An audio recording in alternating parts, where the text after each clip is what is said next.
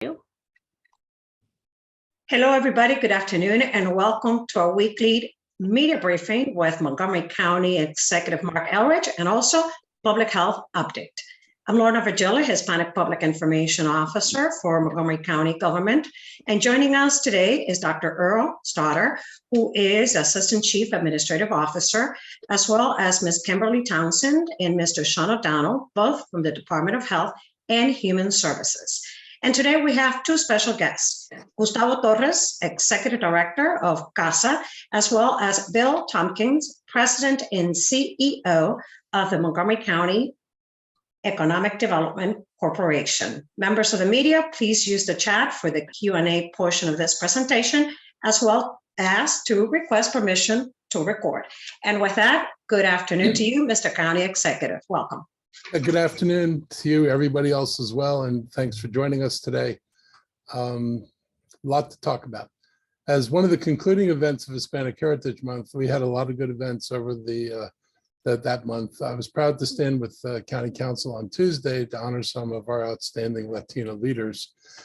I also want to thank and acknowledge Lorna Virgili, our weekly moderator, and Hispanic Public Information Officer for her service to the county. Every week, Lorna produces her own radio show for our Spanish-speaking communities, and over the past month has led our social media efforts to highlight over 50 Hispanic and Latino employees throughout our government.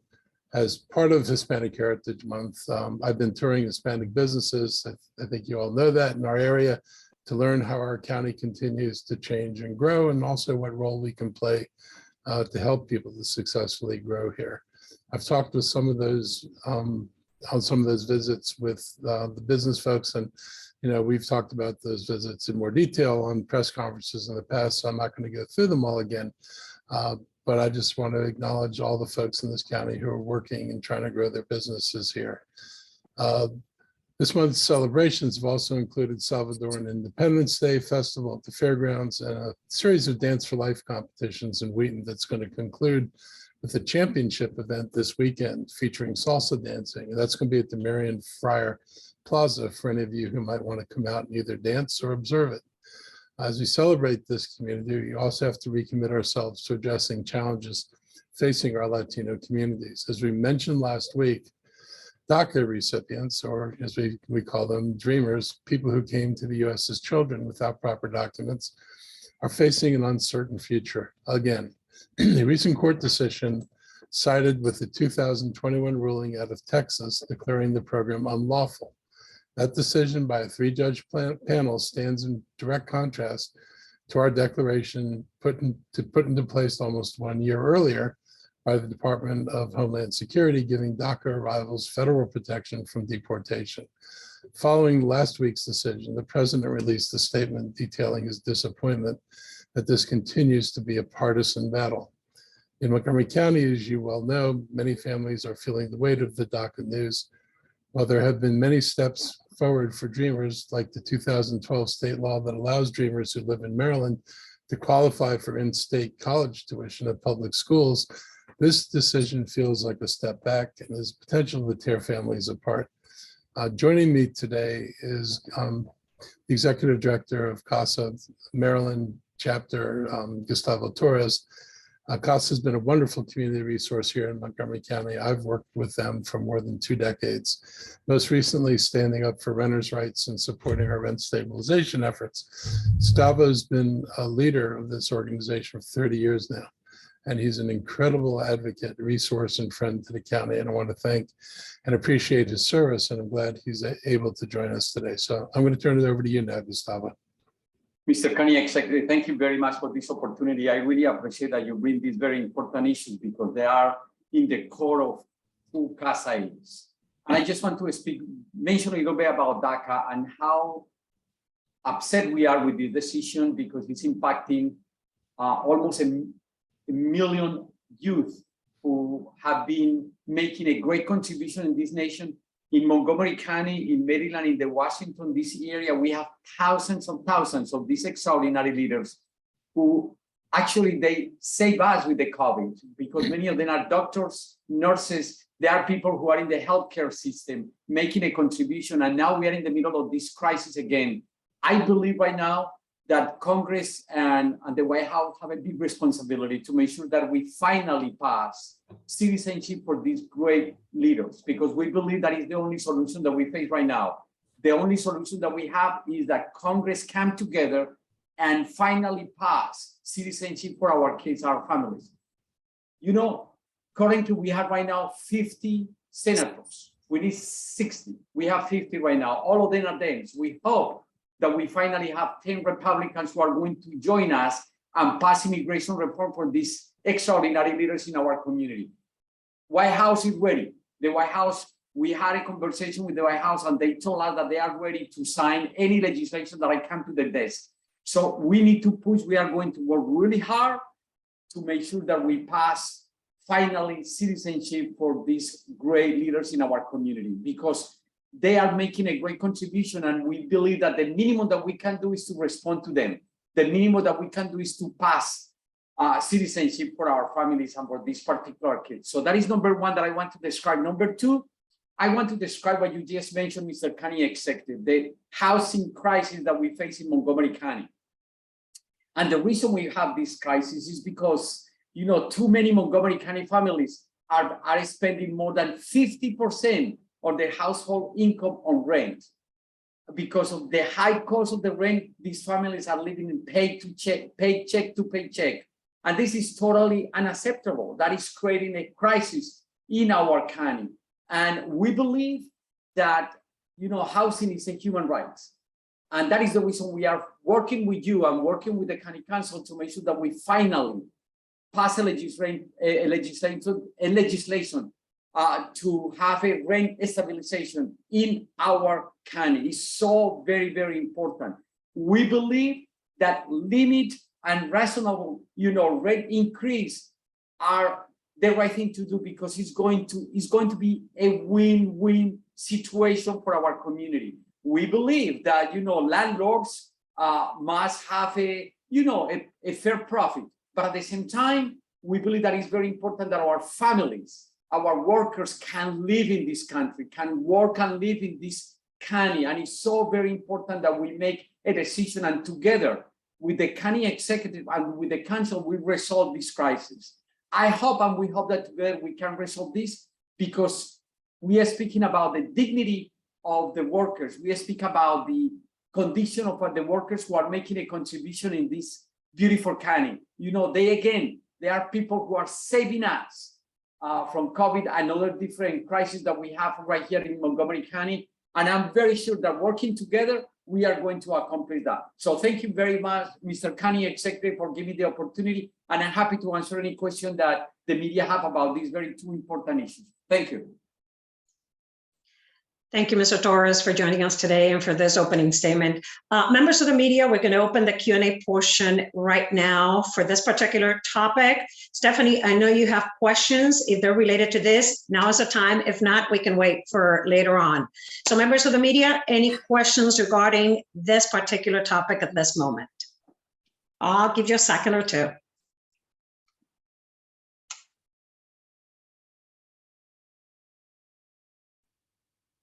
Any questions for Mr. Gustavo Torres from CASA? I noticed a hand from Heather. Yes. Hi, Okay, Gustavo. Heather Curtis, go ahead. Hi, Gustavo. I'm wondering two things. You talked about Congress coming together to pass citizenship. Obviously, you guys have been very vocal advocates for undocumented people, for new immigrants. I'm wondering, will you be part of any effort to craft some sort of legislation or to go before Congress? And then also wondering the same thing, will you be part of any effort to pass rent stabilization so people can afford to stay in the county? Absolutely. The answer to the two questions is yes. We currently are in Capitol Hill advocating, lobbying, you know, knocking doors, speaking with legislators, speaking with the White House, because again, we are speaking about how critical it is to make sure that we protect these great leaders in our community. Again, remember, in Montgomery County, we have thousands and thousands of these leaders who are making a contribution right here in our county. So that is the reason why we are focused, very diligent, not only to pass citizenship for Daca recipients, but also for our families in general. Remember that we have around 11 immigrants who are undocumented, and it's time to make sure that we pass comprehensive immigration reform. But one more time, the only way how we are going to pass this is that we come together. We need 60 votes.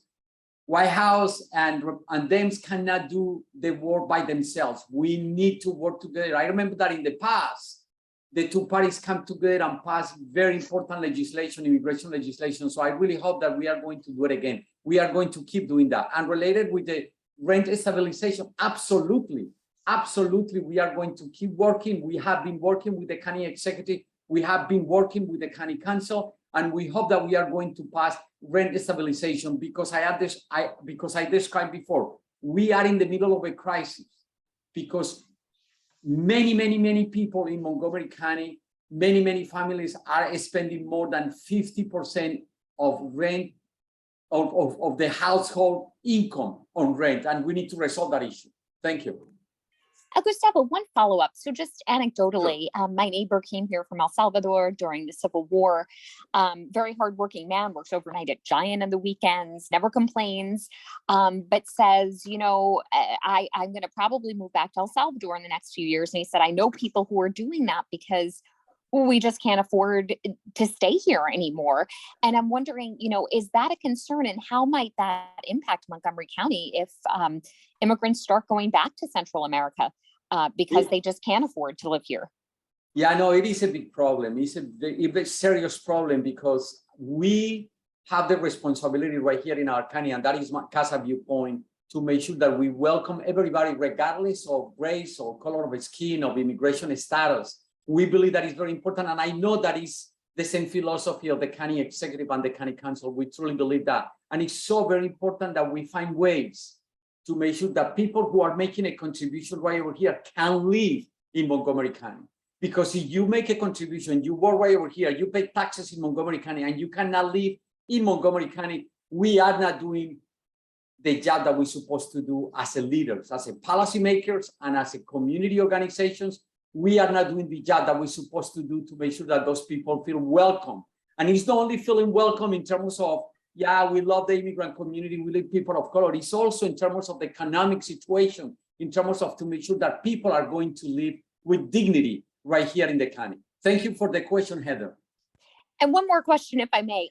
Sure. You know, so my neighbor worked at Giant all throughout the pandemic. He was scared. He's older. He's diabetes, but he worked there, and a lot of his, you know, colleagues are new immigrants or immigrants. And you know, how might that affect the county if a lot of these people who are essential workers and who are kind of, you know, unsung heroes in the pandemic and other places leave? Will we have even worse labor shortages? Heather, thank you very much. This is a very important question, but you know, in addition to that, I just want to tell you that we are very concerned about the health condition of our families. We have so many people in Maryland. It's around 300,000 people who don't have health insurance. The great majority of them are Latinos and Latinas, okay? So we have the responsibility, and we are working actually with the county executive, and also we are going to work in Annapolis to make sure that we address that issue of health, because we also believe that healthcare is a right, it's a human right. And we believe that in Maryland and in Montgomery County, everybody should have health insurance. So we are working right now, we are very lucky that we have the new person who is the chair of the health committee in Annapolis. Is a Latina, is, Delegate Jocelyn Peña-Melnick. She is going to be the chairperson, and we are working with her to make sure that we pass healthcare for all, because it's so very important, not only to make sure that we identify the best way for people to be with dignity right over here, but they do have healthcare. So we are working on that as well. Thank you for the question, Heather. Thank you so very much, Gustavo. I appreciate it. Absolutely. Thank you. That was Heather from WMAL. Two more questions from reporters for you, Mr. Torres. Michael Hernandez from MCM. Good afternoon, Michael. Good afternoon. I have a question in Spanish for Gustavo. Gustavo, si nos puede... Make it bilingual. Go ahead, Michael. Go ahead, Michael, en Spanish. No problem. ¿Puede hablar en español sobre la indignación que los Dreamers sienten en referencia a la reciente decisión judicial? Por favor. Absolutely. He's requesting me if we can speak in Spanish about how DACA recipients feel about the decision in court. Michael, te puedo decir que la gente, nuestra comunidad, está tremendamente enojada porque es una manipulación permanente. Hace exactamente 10 años el presidente Obama pasó el DACA para nuestras familias, para cerca de 1 millón de jóvenes que están en este país, que sus padres, que son desde nuestro punto de vista los soñadores originales, los trajeron acá para buscar un mejor futuro para ellos. Y resulta que han hecho una contribución extraordinaria desde salvarnos en la pandemia hasta trabajar fuertemente en nuestras comunidades y ahorita los estamos tratando casi como criminales. Esa es la rabia que nosotros tenemos, ese es el dolor que nosotros tenemos y por eso vamos a seguir en esta lucha, porque este dolor y esta rabia que tenemos la tenemos que convertir en lucha para de una vez por todas lograr la reforma migratoria y la residencia e igualmente la ciudadanía para todos los recipientes de DACA. Muchísimas gracias, Michael, por tu pregunta. En efecto, un follow-up, Gustavo, ¿qué tipo de esfuerzo está haciendo CASA para ayudar en este esfuerzo, en esta lucha que mencionaste? Sé que dijiste que han hablado con la Casa Blanca. Sí, Michael is asking about what efforts CASA is doing to make sure that we fight for immigration reform and for citizenship for DACA recipients. Yes, estamos haciendo muchas cosas, Michael. Entre ellas estamos, en la semana pasada estuvimos en una marcha, estuvimos en desobediencia civil en frente del Capitolio, donde demandamos que los representantes de una vez por todas pasen la reforma migratoria. En este momento estamos cabildeando en el Congreso, estamos hablando con la Casa Blanca y vamos a continuar en esa dinámica. Y a propósito, no es solamente CASA, tenemos una red nacional de diferentes instituciones que están trabajando para luchar y para lograr que finalmente pasemos la ciudadanía para todos los soñadores. Muchísimas gracias, Michael. Perfect, thank you. You're welcome. Thank you, Michael. Up next, Judy Hertz from the Greater Olney News. Good afternoon, Judy. Also questions for Mr. Torres. Yes, good afternoon. Thank you, Senor Torres, for answering these questions. I worked for the Gazette for 25 years, and we monitored the immigration issue very closely over all those years. One of the things we did about 25 years ago was send me and a photographer to Central America when we saw things starting to change in Montgomery County. And we lived there for several weeks, and we talked to the families of people in Montgomery County about what life was like and why they were leaving Central America. And we walked the path with them, and we did a special section on what we called the changing face of Montgomery County. In those 25 years, has the climate for immigrants gotten better, worse, stayed the same? Is it possible for you to assess that? Judy, I remember 25 years ago what you did. I only was 5 years old, but I do remember that. I was too, only 5 years old. That was very, very powerful, and I really appreciate what you did, because what you did was educate Montgomery County residents about immigrant issues, and I really appreciate that. But in fact, it's a lot of changes that has happened, since then, including, I just want to mention another very, very important issue that is happening right now, Judy, and it's related with the climate crisis, the crisis that we are facing in our countries. Many families now are living from Central America and actually from Colombia, my country, and from Venezuela, not only because the political realities that we are facing right over there, but right now because the climate crisis that we are facing. People don't have any more places where they can cultivate, the maize, the food. They don't have anymore. So that is the reason why they are coming here. And the environment is horrendous, in part is because we have the previous administration that we have created very difficult environment for our community. When they started to accuse us that we are criminal, that we are rapists, when they started to accuse us that we don't love this country, that is still a lot of feelings and a lot of attacks that we face every single day, and not only from crazy people. Now you see in Capitol Hill, people who used to support the immigration reform, now they are attacking our community. So the situation is very difficult right now, and we are going to continue working on this until finally we pass comprehensive immigration reform. Thank you, Judy, for asking that important question. Thank you. Thank you, members of the media. Any more questions for Mr. Gustavo Torres?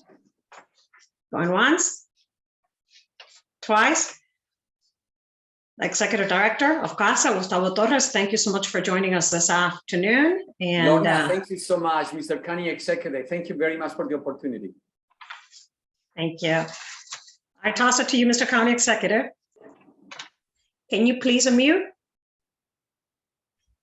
Unmute, Mark. I'm doing it. Takes a while to get to that button. Okay, so I just wanted to add just a couple of points to Gustavo's comments about housing, because I think they're really important. The fear of a loss of affordable housing is very real. And just to give you, Montgomery County story that's true throughout the region, Arlington, other jurisdictions experienced the same thing. But in 2000, Montgomery County had about almost 45,000 naturally occurring affordable units. That means they weren't controlled by rent stabilization or any contracts. They just were in the marketplace, and they were in the marketplace at prices that were affordable to people. Fast forward 20 years, and half those units are gone. That's 2020. And now they're projecting that of the remaining 20-something thousand units, this is Park and Planning's projection, between 7,000 and 11,000 of those units will be gone by 2030. And that's not even including the effect of these massive rent increases, which nobody assumed. I mean, people have made their projections based on normal inflation, and we now have at least 1 year of abnormal inflation, and we don't have any certainty when inflation is going to go down. So we really do stand the chance of losing a major portion of what's affordable in Montgomery County. If any of you are thinking, well, you got this great MPDU law, I got 6,700 MPDUs in Montgomery County. When a new development occurs, we get a whopping between 12.5% and 15% of the development as moderately priced dwelling units. And moderately priced dwelling units only serve people between roughly 60, 70, 75% of area median income, which is roughly $60,000 to $75,000. And so we run the real risk of losing housing for the people who need it most, whose wages are likely to go up the least, and it will have impacts on the business community. We have a labor shortage due to COVID now. The last thing we need is a labor shortage forced by the outmigration of the workforce in Montgomery County. So hopefully, whether you're on the commercial or business side of this equation, or whether you're a county resident concerned about the well-being of our neighbors, we all have a stake in maintaining the affordable housing here. So I just wanted people to ponder that. Coming back to our the briefing, we've been doing a lot of work in terms of trying to promote business in Montgomery County, and also to help grow businesses in Montgomery County. When we first came in, we were able to get past local preference legislation, which gave local preferences to businesses bidding on opportunities to do business with the county government. We gave point preferences for local businesses. We gave price preferences for local businesses. And one of the major reasons for that was we knew that if we give a contract to a local business, the chance of their employees living here is greater and paying taxes here, of the owner living and paying taxes here was greater. We get the property taxes. In other words, while we are putting out money for the contract, we're also getting money back from businesses who do business in the county. And we don't get that when we give a contract to somebody who's out of county, and all those dollars wind up going out of county. So that was one of our first efforts to try to address creating more opportunities for business involvement. So along those lines, this week we had a procurement fair for business owners interested in applying for contracts with the county. The fair, which drew about 150 people, was held in the East County, and it was aimed at giving minority-owned businesses an opportunity to learn more about opportunities in the county. I want to thank our procurement director, Ash Shetty, and his team for organizing the event. And I'm really pleased that we're using our dollars in procurement opportunities to help these local small and minority businesses succeed.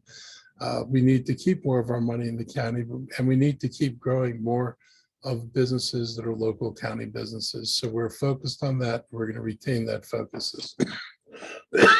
Industries like life sciences are fast growing, leading to new construction and the conversion of office buildings into lab space for bioscience work. And I'm really excited about that because there were questions about office space conversions being viable when we were originally looking at empty office spaces, but we found creative developers who've been able to convert regularly built office buildings into lab space. And that's a big deal for bioscience because if we don't have to build the whole building, we actually have buildings in more than one that could undergo this kind of transition. And added to that, we're adding more than 3 million square feet in the county that's being built for lab work already. So there's a lot going on. Montgomery County's own alcohol beverage services is riding the wave of a craft beverage boom and redesigning stores with customer-friendly upgrades. The department was just recognized with the national honor, the Best Practices Award from the trade magazine Sideways. Montgomery County ABS crews stood out when compared with similar departments on a national scale. And I'm proud of their work and I want to congratulate them for their success. And I was just told that we're likely to see yet another distillery coming to Montgomery County. So that sector is also beginning to expand and grow, and I'm excited about that as well. This week, Montgomery County Economic Development Corporation launched a new marketing campaign showing the best of Montgomery County to the world. We have an incredible success story to tell. We've seen our bio and life science sector boom, our incubator companies grow, and new companies relocate here, and our hospitality industry is rebounding from the impacts of the pandemic. It's important to both our businesses and our residents here, as well as businesses across the country who may be contemplating relocating, to understand the vibrancy and strengths here in Montgomery County and to understand that we want to help them succeed. So I'm going to turn this over now to the new Executive Director of the Economic Development Corporation, Bill Tompkins, to discuss the Be Next marketing campaign. Good afternoon, everybody. Pleasure to be here. And I'm going to share a couple of comments with you and show you a little bit about a campaign that is launching any day now. You know, I grew up in the DMV. Can you see my screen? Hopefully you can. But I grew up in the DMV, and it is a great, great place to be. But it's also great to be here in Montgomery County. I've spent 40 years here. While I was born across the line, 40 years is a long and a good time. And there's a lot happening here, but we don't talk about it a lot. We know that Maryland is open for business. We know that Montgomery County is open for business. But quite often, people talk about the glass being half empty. And my belief and our belief here is that it's more than half full. The challenge is we don't spend enough time telling the great story about the business opportunities here in a consistent way, in ways that everybody here can identify with. If you take a look at what's going on in the region, right here in the western part of Montgomery County as we speak, how many of you have gone down to look at that new headquarters that Marriott has moved to, making a longer term commitment to Montgomery County? There's another building going up down the street, Choice Hotels, moving down the street to a brand new facility. And they had the option of going a lot of different places. Even somebody who's on this call, Fox 5 down on Wisconsin Avenue, they came on up and now they're part of Montgomery County. Go over to Silver Spring, 2 immigrant kids who went to Montgomery Blair High School, went out to Silicon Valley, had a great idea for starting up a high-tech business. And they looked around, they started it, and they said, this is not for us. The talent is better on the East Coast. The cost of living is better. The quality of living is better. And if you go to downtown Silver Spring, you'll see Truebill sitting right out there, right across from the Metro. So there are lots and lots and lots of companies, small ones who are starting up, ones that are well-established, medium-sized companies who've decided that their next dream, what they want to do, is to be here in Montgomery County and to be next. So we talked about a campaign that was going to be more forward-thinking and uplifting and aspiring for young people, people who have been established here. And that's how we came up with the concept of you being next. You live your dream here. You be the next one to make the bold move. You be the next one to grow your business. You be the next one to hire additional employees. And that way, everybody has a little bit of skin in the game and can see the role that they play. So we're going to be running a multimedia campaign. It started this week. We're starting it out slowly in radio yesterday morning or this morning. We'll be in social media. We'll be moving into print. We'll be moving into digital media. You will see us on YouTube. You will see us on billboards. You will see us on podcast, or you'll hear us on podcast. You will ultimately, starting in January, see us on TV. And we'll be across the region primarily because so many of the people who live in the region work here in Montgomery County. So many people who are here in the region want to know more about one of the other Montgomery counties, and the most important one, because there are 17 across this country. And we need to tell our story. We need to tell it more regularly, more consistently, and with a positive image, a positive attitude.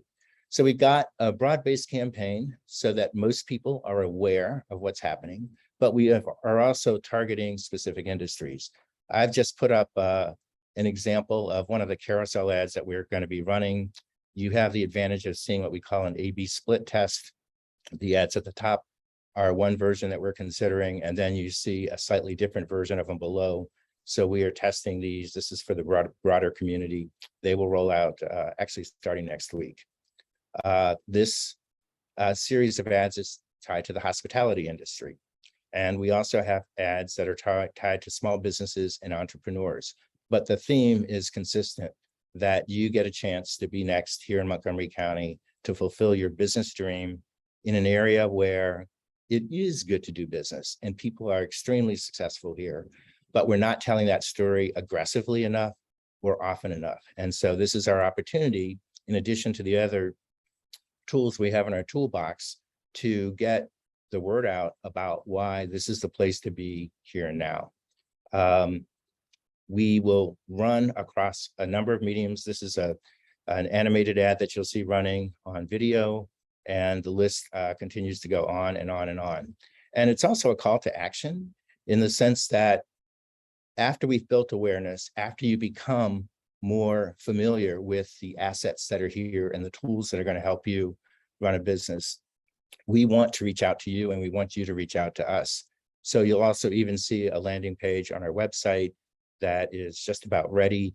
But you will, if you go to benext.thinkmoco.com, you will be asked to fill out a little bit of information and we will reach out to you immediately. So you'll have a letter from me. We'll identify a person on our team or elsewhere in the county that's ready and willing to help you to be next. So I'm going to stop there.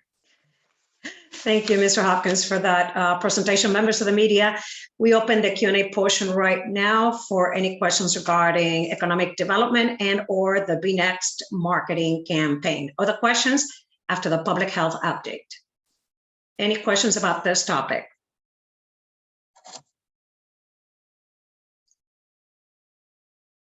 Give me a second.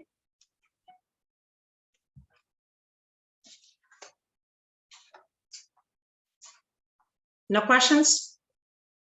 Going once, going twice? All righty then. Thank you, Mr. Hopkins, for joining us this afternoon. And Mr. County Executive, we can move forward now with a public health update. Please unmute. So a little bit more before we get to public health. First, one important development for the county's Montgomery Connects program, which is charged with running our digital equity program, just got a big boost. This week we learned Montgomery County has received more than $22 million in federal and state grants to expand access to computers and broadband service and service discounts, and also pay for technology training for low-income residents and seniors. Money wouldn't be available without work of our Department of Technology and Enterprise Business Solutions, which secured the grant money. The money will be used to continue its mission of delivering 50,000 loaner computers to low-income county residents. More than 76% of Montgomery County Connect's computer recipients so far have been Black or Latino, and about 84% of them live in households with less than $50,000 a year in income. Computer distribution events also give families who qualify the opportunity to get set up with free home and mobile internet so they can better use the computers. And we've conducted dozens of distributions since the spring, giving out around 25,000 computers already. And there are still more opportunities to do this through December. So folks will be able to get free computers if you qualify. There's more information on this at montgomerycountymd.gov/computer. Equity extends to housing as well. And we talked about a little bit of this before, but this week I was invited to be a guest on WAMU radio for a forum looking at affordable housing. And it was recorded last night in Silver Spring, but it's going to air on this Friday at 1 p.m. on WAMU. Last night I referred to this graphic of rental affordability that was put together from census data. And this is an important graph. And are we able to get it up on screen? So these are different clusters in the county, and it talks about the number of households and the estimated gross median rent in these different parts of the county. And as you can see, what we were trying to measure is if you were at the 50% percentile of white alone monthly income. So I think white monthly income is north of $130,000. That what would you be able to afford in the county? So there are only 4 places in the county where the income for a person in that group would not be sufficient for them to pay less than 30% of their income for housing. And it's 31%, 32, 129. I think it's a glitch that it got included there, but basically most of the county is affordable to white residents who are at 50% of the income, in the 50 percentile of income for white folks in the county. And the Asian community, pretty similar. There were 6 parts of the county where people at that level would be income burdened. Now go to the next column, which is Black and African alone, and their monthly income, which is around $75,000. So it's significantly less than white or Asian incomes. There's only one place in the county where people at that income level could find affordable housing, and that's Tacoma Park. And if you go over to the next column with the Hispanic community, same cohort of people by income, again, the only place in Montgomery County where those folks could find affordable housing is also Tacoma Park. You want to know what's different about Tacoma Park and every place else in the county? Tacoma Park's the only jurisdiction that has rent stabilization.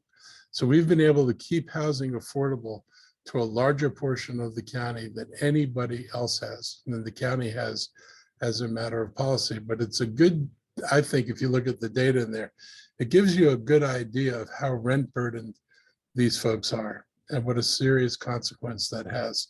So as we look at housing policy, we're looking at data like this to help us figure out what it is we're going to need to do. The numbers in red mean the renters are house burdened more than 30% of their income for rent.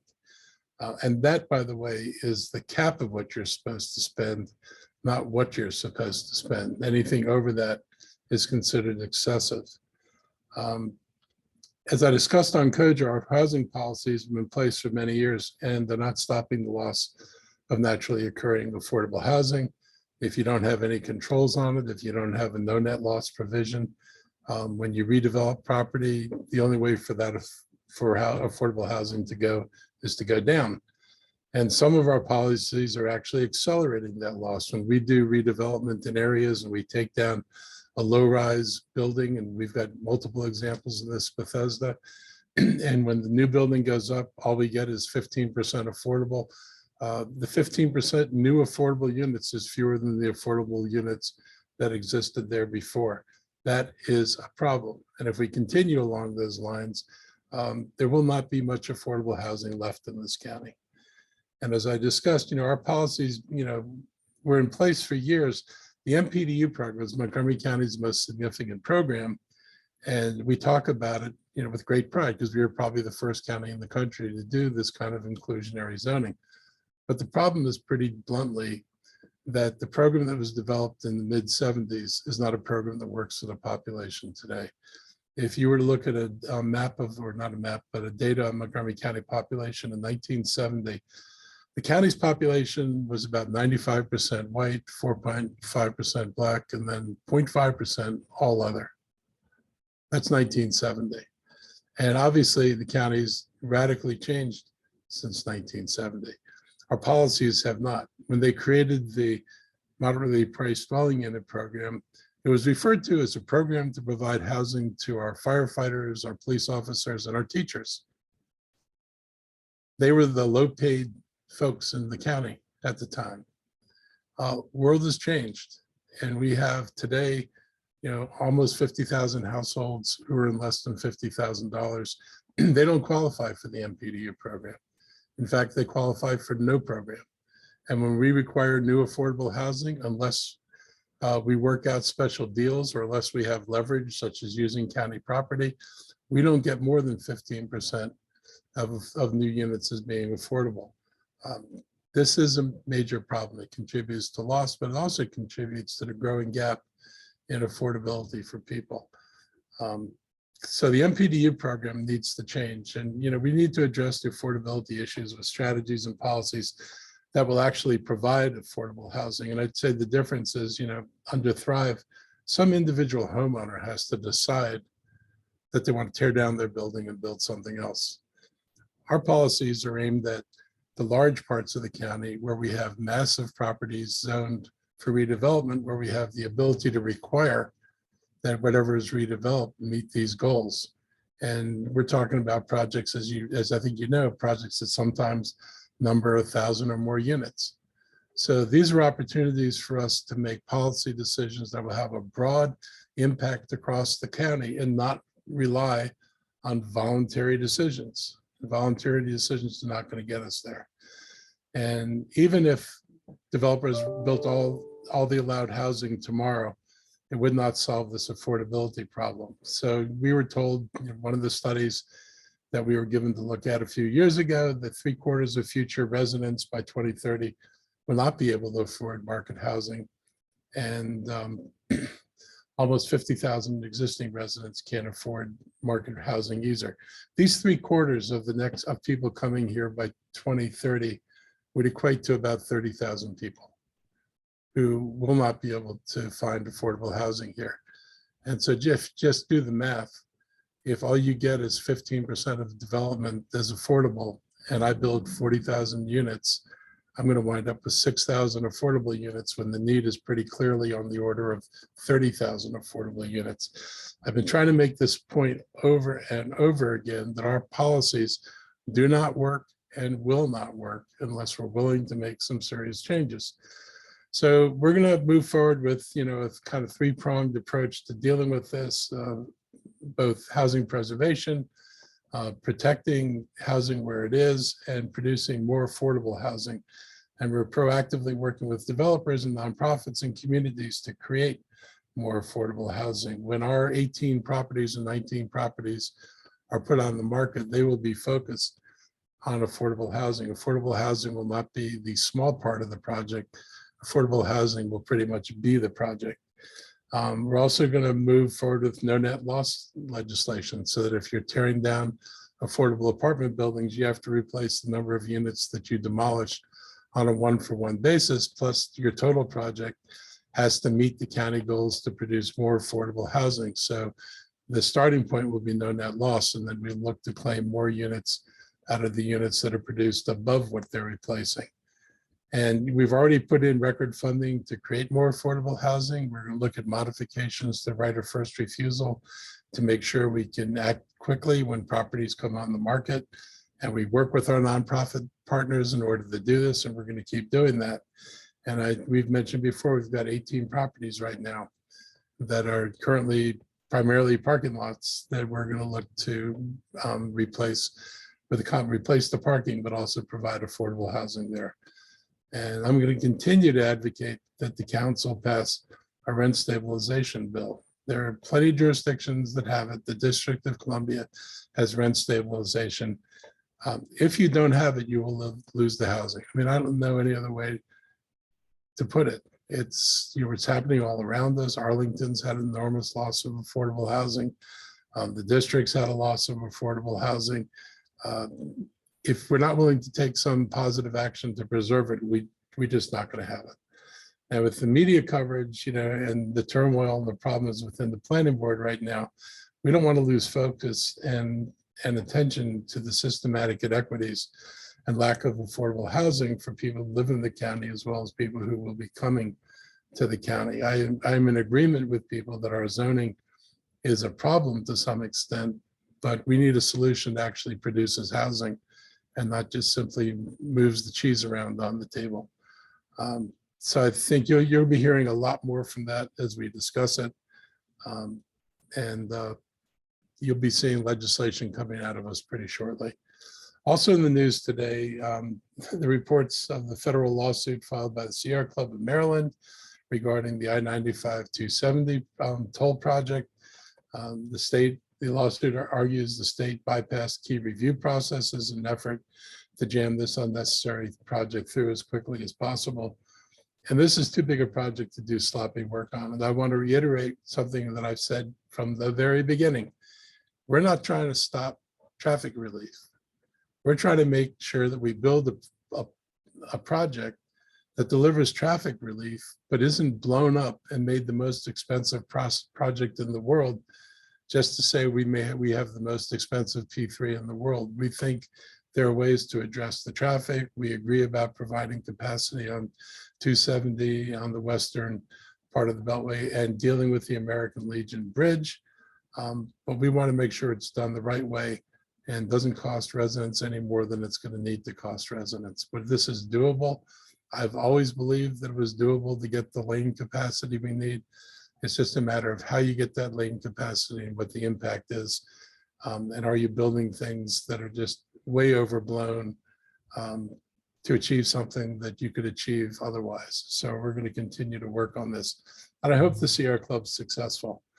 I think everybody knows that we have a new administration coming in, and that administration ought to be given the chance to look at this project. I know I've talked to Wes Moore myself. He's as committed to doing something as I am. He's as committed to doing something as the advocates for this project, who I don't agree with, are committed. So we don't lack a commitment to doing something. The question is, what should we do and how do we do it in the most cost-effective way possible and the least invasive way possible? And that's our intention. On COVID news, new variants are starting to appear in our community, but case rates remain around 80 cases per 100,000 people. The BA.7 variant is showing up as BA.5 concerns begin to fade. Both hospitalizations and rates of positive cases have fallen significantly, keeping our community status as low. One thing that has not faded, though, is the number of serious illnesses tied to COVID-19. When you combine deaths from flu, COVID and pneumonia are still 30% higher than we would normally be. That's one reason we're encouraging everyone to get their flu shot and COVID booster at the same time. We know that many people already value the importance of immunizations.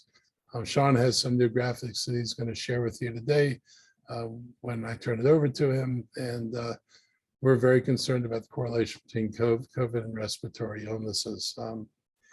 Getting dually sick with COVID and the flu will present real challenges for people's respiratory systems. And we know that, flu kills tens of thousands of people in this country every year.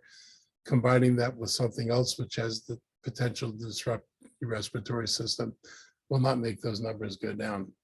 As we're a month and a half into the new school year, I've really been impressed by the efforts of MCPS and our HHS department to keep our schools safe and healthy from COVID. New numbers show Montgomery County has the highest school immunization rate in the state, with kindergartners, seventh graders having a 97% compliance, and 99% of eighth graders in Montgomery County are compliant on their school shots. We can't emphasize enough how important it is for parents to ensure their kids receive all their vaccinations. And we're going to continue on our strategic outreach engagements in the school community, where people may be lagging behind in vaccinations, and as well as in the general population. We still have too many adults who have not been boosted. And the new booster, the bivalent booster, actually gives you protection against Omicron and to a degree that wasn't available in the previous booster shots.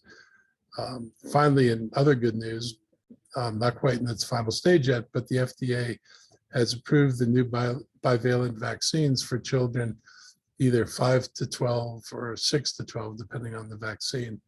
And they're poised, they said, to get 7 million doses or 6 million doses could go out in the week. But you first have to get approval from, I think, the Center for Disease Control and then from the state of Maryland. But as soon as those approvals were in place, and I would anticipate they would follow pretty quickly from the FDA, we should be prepared to give our young people that added protection that comes with a bivalent booster. And finally, monkeypox, or MPX, was once again the focus of the virtual town hall this week. This conversation focused on the Black community. It was the third forum the counties held to answer questions about MPX. Concern remains elevated for Black and Hispanic men, even though cases have leveled out statewide and locally as well. And I'm now going to turn this over to Sean O'Donnell, Kimberly Townsend, and Dr. Stoddard for more on these health threats. Thank you all very much. Thank you, Mr. County Executive.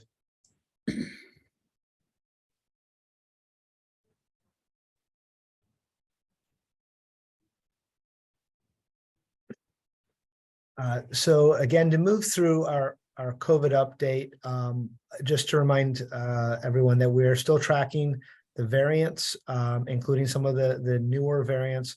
Again, as our county executive shared, our transmission rates have been decreasing recently.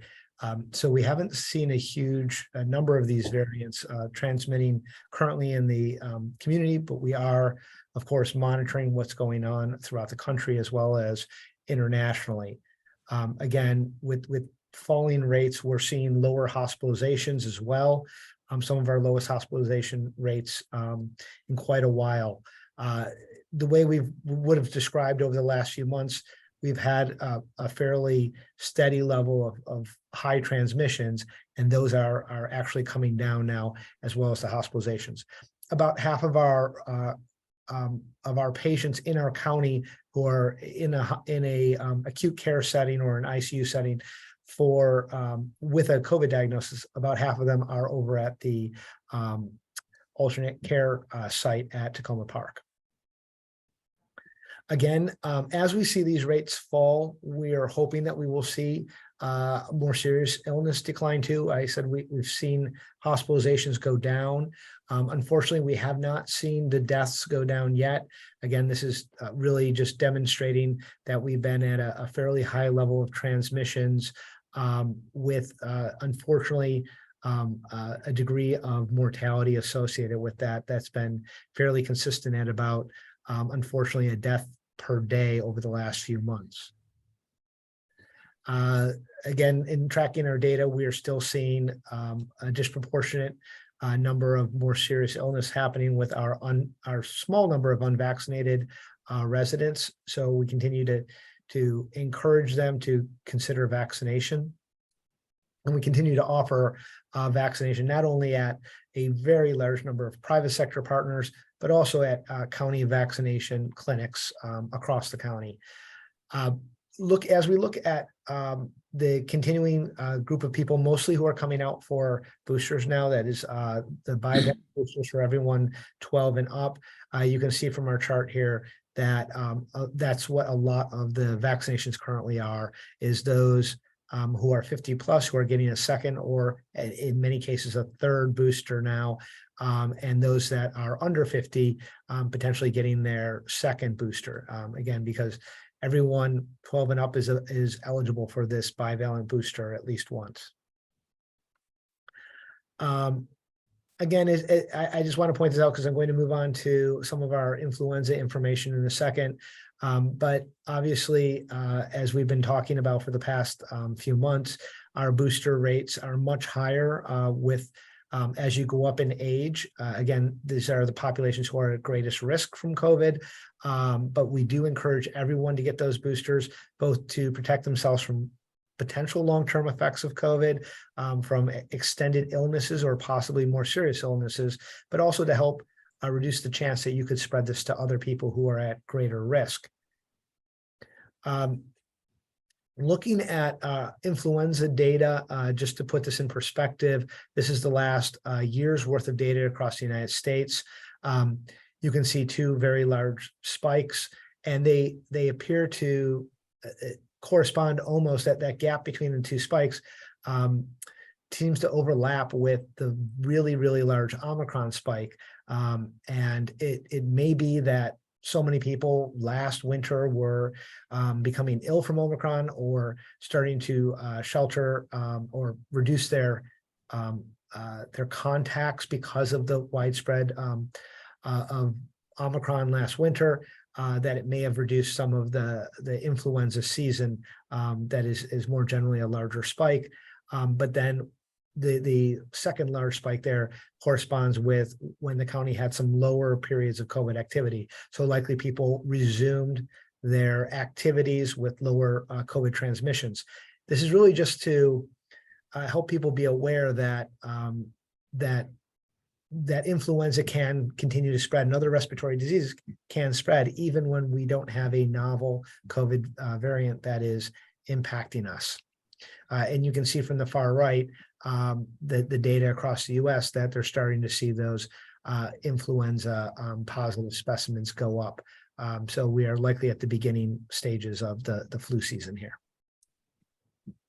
Again, to put in context, as we talk about where we are with COVID and where we are with respiratory disease, this is information from the CDC where they plot out the seasonal curve of what is usually respiratory disease, usually pneumonia and influenza. And you can see they expect it to rise during certain seasons and then fall between the seasons. The total, this is the mortality data. This is deaths related to those diseases. And most of them are related to pneumonia previous to COVID. And you can see that if there is a season where there's unusually high activity and related serious illness and death, it's above what the CDC would call an epidemic threshold. You can see the blue peaks are COVID being added into pneumonia and illness, influenza illnesses for mortality. And you can see during that period of COVID, we've been well over the epidemic threshold. Obviously, we've been in what we're calling a pandemic. Even with the lower level of COVID over the last several months, you can see that we're still in what would be characterized as an epidemic threshold by the CDC definition. And again, we're hoping eventually to be able to bring these down, this most serious illness that results in death, bring this down to below those pre-COVID levels. Again, we're just sharing this now to provide this in context. The CDC has evaluated that the data as of September 29th, 8.7% of the deaths that occurred during the week ending September 24th were due to pneumonia, influenza, or COVID. So that is a much higher rate than what they would normally expect in a year, which is closer to about 5 to 6% of deaths related to those sort of respiratory illnesses. Looking at where we are in Maryland with influenza vaccinations, statewide, about 8% of the population has gotten their flu vaccine. I know we're kind of at the beginning of that period, but that's a great time to get the flu vaccine and protect you throughout the next year. Montgomery County is closer to 12% having the flu vaccination. So again, we hope these numbers will continue to go up over the next few weeks. And if you look at the lower right, you can see the age spread of vaccinations for flu, and it very much looks like what we see with COVID, where our older populations are more concerned with the outcomes due to flu, and as they should be, and are getting those flu shots. But again, everyone is recommended to get this of all ages. Now I'd like to turn it over to Kimberly Townsend to give us a brief update on our Mpox cases and response. Thank you, Sean. Good afternoon. So as you can see here, we are still seeing some new cases nationwide and within our state. We have 682 cases in the state of Maryland. So we are continuing to monitor and our mitigation strategies, as this does indicate we are still seeing some transmission. The good news is, as you look at the 7 daily average case reports of MPX, we continue in a downward trend, and we hope we'll continue to see this downward trend over the next several weeks. So we have 83 cases identified in Montgomery County as of the 3rd of this month, and we vaccinated just over 2,200 Maryland residents for MPX, which accounts for about 30% of all those vaccinated in the state of Maryland. To your right, you can see that we still have some communities that are being impacted that we are going to continue to outreach to so that we can get them in to be vaccinated. We do that, of course, through our town halls, our outreach, and of course, collaboration with our community partners. And then finally, we continue to provide vaccination to our 3 priority groups.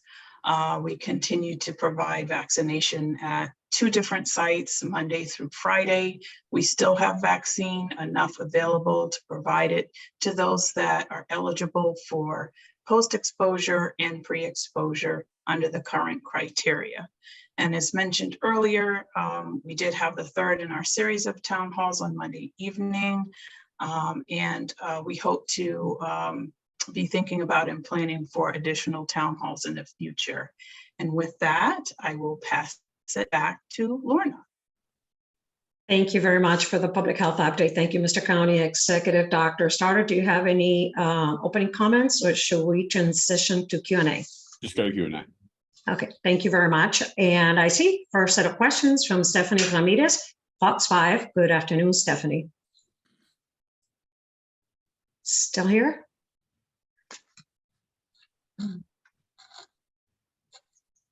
She might have dropped, although I do see Fox 5 here. She might be back. I do not see any more question requests from members of the media. We'll give it a second or two. Please use the chat.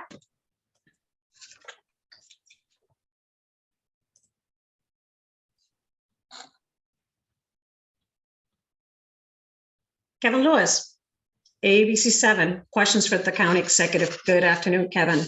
Good afternoon. County executive, rumors are swirling around that the council would like to, for lack of a better term, clear house with the planning board and start entirely fresh. Have you heard these rumors? And what's your opinion about the state of the planning board?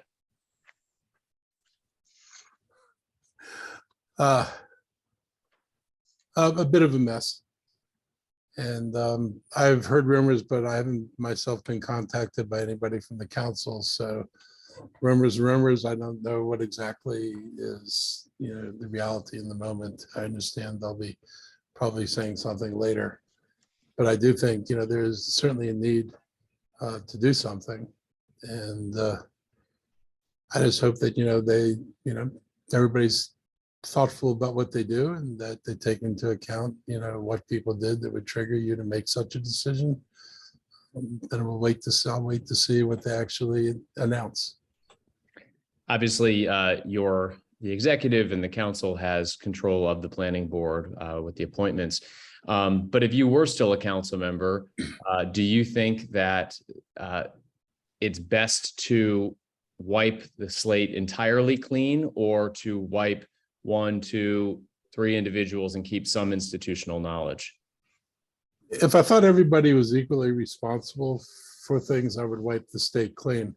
I don't know enough, because I'm not privy to investigation, to know whether everybody bears responsibility for this mess. But I don't know if I'd wipe it clean on general principle, but I'd certainly There certainly needs to be change, but without knowing who did what at this point, I'm not totally sure about where, if I couldn't tell you specifically what I do and how I'd look at each individual case. And from a county, we had the gentleman talking about businesses coming to Montgomery County, and from an economic standpoint, a development standpoint, if the entire planning board is wiped out, even if it is, my understanding is the council would then call for applications and then would review applications and appoint a new chair and 4 new commissioners. Should there be concern about like the wheels of progress coming to a screeching halt here, or will business kind of continue as usual?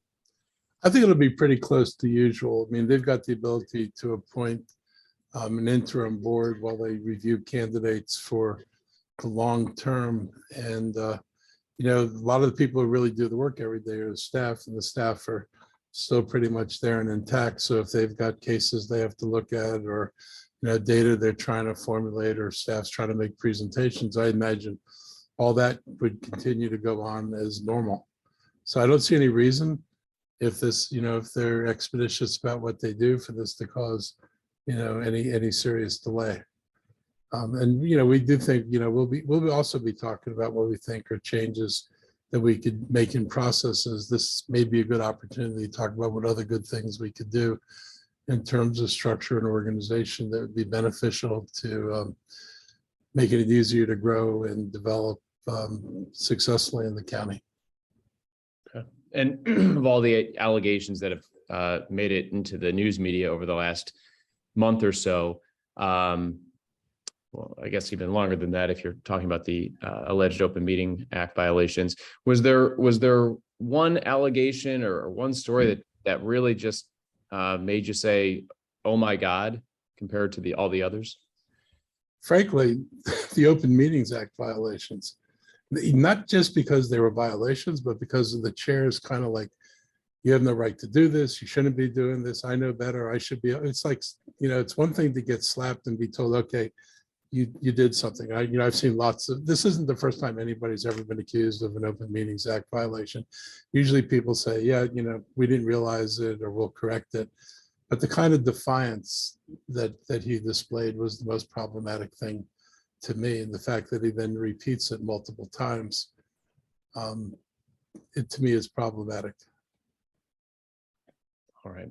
Lastly, should all of this, in your opinion, put Thrive on the back burner, or do you feel that Thrive can carry on should the whole planning board resign or be terminated, whatever the individual processes are? Actually, I thought this should have been paused, regardless of whether or not the whole planning board. This is not, at this point, it's not a planning board issue. It's a council issue. And I'll point out, they just had this racial equity report. People like to point to, there's they said like Black residents, 73% agreed with the objectives of Thrive. If somebody asked me the question they were asked, you would have added me to supporting the objectives of Thrive. But they didn't ask they didn't actually get into educating people about what the actual policies of Thrive were. And when they asked that same population questions later about, do you think these policies will actually work, they got a very different answer. And I'm more interested in the answer when you ask a resident after I tell you, do you think this is going to work and solve the problems? And if they tell you no, or they don't understand what the actual policies are, that's a much bigger problem. I think they've got a big problem in terms of public outreach. I think they've got a major problem in terms of equity. Nobody's analyzed the actual work itself. Nobody took it upon, even when they hired the contractor was only given enough money and enough time to survey people. He wasn't given time, to educate people, but he also wasn't given time to analyze the recommendations to see whether the recommendations would lead to less segregation or more segregation. I happen to think that some of the regulations or recommendations would increase segregation in the county and increase the disparities between white and minority populations. And I will just to distance myself from one train of thought, I don't believe, like some residents do, that this is going to destroy their neighborhoods in terms of, who's going to be able to move there, because I'm pretty sure that, from Park and Planning Zone research, that the housing that they would produce in this little adventure into neighborhoods would be more expensive than the housing that's there right now. I think the biggest problem is if they're masquerading this as an affordable housing solution when it actually doesn't address affordable housing. There's very prominent language in there where they talk about the purpose of attainable housing being to help people find unsubsidized market housing. And then they go on to say that it's time for the county to end its sole focus on affordable housing. And if anybody thinks the county's had a sole focus on affordable housing, that's a joke. Our most vaunted program, the MPDU program, has 6,700 units. 67, just picture that. Here, the need in the county, 50,000 households under $50,000 can't find affordable housing. 3/4 of the people projected to come here are going to need affordable housing, and the MPDU program serves people between $60,000 and $75,000.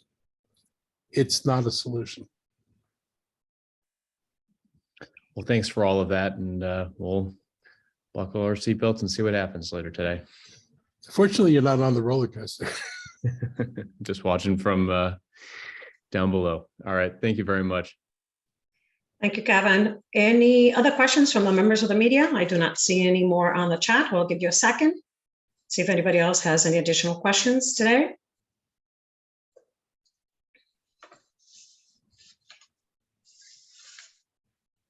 Guess not.